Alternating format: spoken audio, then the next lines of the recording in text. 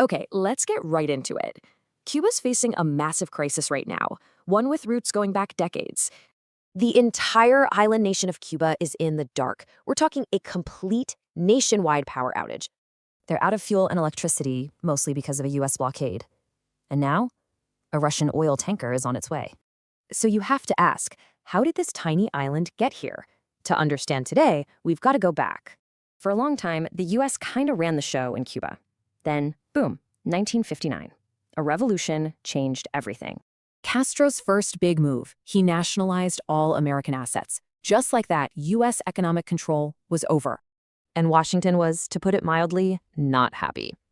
President Eisenhower basically told the CIA, get rid of Castro.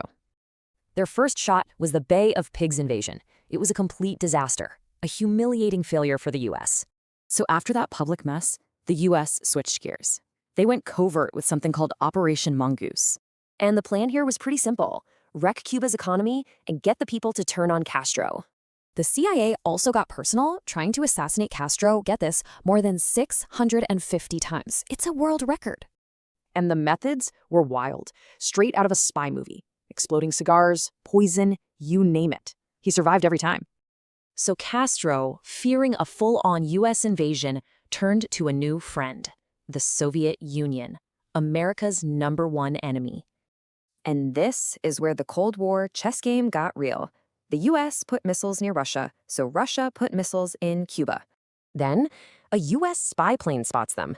And just like that, the world was on the absolute brink of nuclear war. The scariest day was October 27th, and the real tipping point actually happened deep under the ocean. See, a Soviet sub lost contact with Moscow. Thinking war had started, the captain gave the order to launch a nuclear torpedo. Now, it took 3 officers to agree. 2 of them said yes, but one man, Vasily Arkhipov, said no. Thankfully, back on the surface, Kennedy and Khrushchev cut a deal. They pulled the world back from the edge. So the missile crisis ended, but the conflict between the US and Cuba? Oh, that was far from over. The big result was a US embargo that has strangled Cuba's economy for over 60 years, and it's still going on today. Which, brings us right back to where we started. A nation in the dark waiting on a Russian ship? It really makes you wonder, with another Russian ship heading towards a blockaded Cuba, are we watching history repeat itself?